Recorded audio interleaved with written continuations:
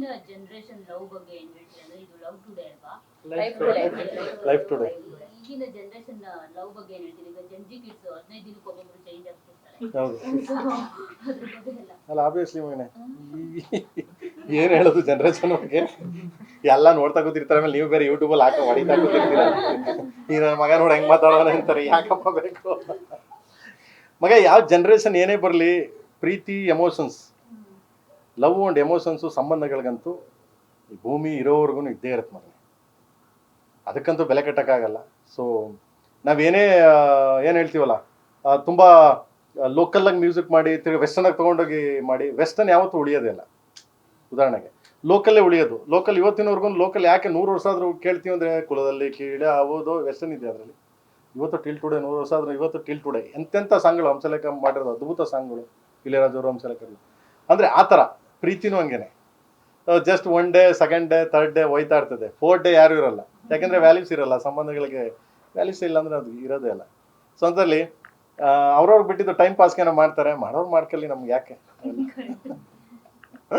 ಅದನ್ನ ಹೇಳಿದ್ರೆ ನಮ್ಮ ಕಷ್ಟ ಅವ್ನಿಗೇನೇ ಆಗುತ್ತೋ ಅಂತಾರೆ. ಯಾಕೆ ಬೇಕು ಅಲ್ವಾ? ಹಂಗೆ ಈಗ ಸಿನಿಮಾ ಸಾಕಷ್ಟು ಪರಿಣಾಮ ಬೀರುತ್ತೆ ಆಡಿಯನ್ಸ್ ಮೇಲೆ. ಇತ್ತೀಚೆಗೆ ನಾವು ನೋಡಬಹುದು ಎಕ್ಸ್ಟ್ರಾ ಮ್ಯಾರಿಟಲ್ ಅಫೇರ್ಸ್ ಇರ್ಬೋದು, ಈ ರೀತಿನೇ ನಾವು ಸುದ್ದಿಗಳನ್ನ ನೋಡ್ತಾ ಇರ್ತೀವಿ. ಅಕ್ಕಪಕ್ಕನೂ ಇದೇ ರೀತಿ ಕಾಣಿಸ್ಕೊಳ್ತಿರುತ್ತೆ. ಸೊ ಸಿನಿಮಾಗಳು ಪ್ರೇರಣೆ ಇರಬಹುದು, ಯಾವ ರೀತಿ ಸಂದೇಶವನ್ನ ಕೊಡಬಹುದು? ಮೈನ್ ಸಿನಿಮಾಗಳಲ್ಲಿ ಏನು ಗೊತ್ತಾ, ಒಂದು ಕೆಟ್ಟದ್ದು ಇರುತ್ತೆ, ಒಳ್ಳೇದು ಇರುತ್ತೆ, ಪಾಸಿಟಿವ್ ನೆಗೆಟಿವ್ ಎರಡೂ ಇರುತ್ತೆ.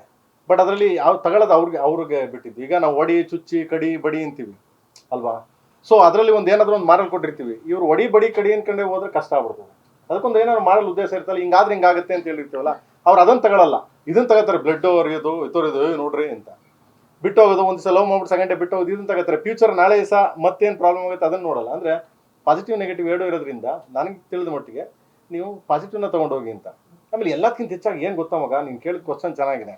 ಈ ಯಾವುದು ಯೂಟ್ಯೂಬಲ್ಲಿ ತಗೋ, ನ್ಯೂಸಲ್ಲಿ ತಗೋ, ಎಲ್ಲ ತಗೋ, ಯಾವ್ದಾರ ಪಾಸಿಟಿವ್ ಆಗಿ ನೀವು ಹೇಳಿ ಮಗನೆ.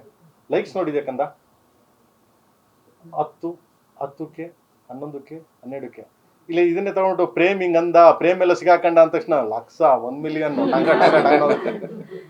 ಹಿಂಗೆ ಮಗ. ಏನು ಮಾಡೋಕ್ಕಾಗಲ್ಲ. ಮನಸ್ಥಿತಿಗಳು ಅವ್ರವ್ರ ಮನಸ್ಥಿತಿಗಳು ಹಂಗಿದೆ. ಬಟ್ ನಾವು ಚೇಂಜ್ ಮಾಡ್ಕೋಬೇಕು. ನಾವಂತೂ ಚೇಂಜ್ ಮಾಡೋಕ್ಕಾಗಲ್ಲ ಮಗ. ನಾವೆಲ್ಲಾನು ಕೂರಿಸ್ಕೊಂಡು ಭಾಷಣ ಮಾಡ್ಕೊಂಡು ಚೇಂಜ್ ಮಾಡೋಕ್ಕೆ ಅಂತೂ ಸಾಧ್ಯ ಇಲ್ಲ. ಅವ್ರವ್ರಿಗೆ ಆಗಬೇಕು, ಅವ್ರವ್ರ ಮನಸ್ಥಿತಿಗಳು ಚೇಂಜ್ ಆಗಬೇಕು. ಅದ್ರಲ್ಲಿ ಚೇಂಜ್ ಆದರೆ ಅದು ಅವರ ಇಷ್ಟ. ಸರ್ ನೀವು ಹೇಳಿದ್ ಕರೆಕ್ಟ್ ಆಗಿ ಇದೆ ಸರ್. ಇವಾಗ ಮೀಡಿಯಾ ಚಾನಲ್ಸ್ನೆಲ್ಲ ಬೈತಾರೆ, ದರ್ಶನದೇ ತೋರಿಸ್ತಾ ಇರ್ತೀರಾ, ಇಲ್ಲಿ ಇನ್ನೊಂದೇನೋ ನೆಗೆಟಿವ್ ತೋರಿಸ್ತಾ ಇರ್ತೀರಾ ಅಂತ. ನೆಗೆಟಿವ್ ತೋರಿಸಿದಾಗ ಲಕ್ಷಗಳ ಗಟ್ಟಲೆ ವ್ಯೂಸ್ ಆಗುತ್ತೆ. ಪಾಸಿಟಿವ್ ಯಾವ್ದಾದ್ರು ರೈತರ ಬಗ್ಗೆ ತೋರಿಸಿದ್ರೆ, ಇನ್ನೊಂದೇನೋ ತೋರಿಸಿದ್ರೆ ವ್ಯೂಸ್ ಆಗಲ್ಲ. ಏನ್ ಮಾಡ್ತೀರಾ ಅದಕ್ಕೆ?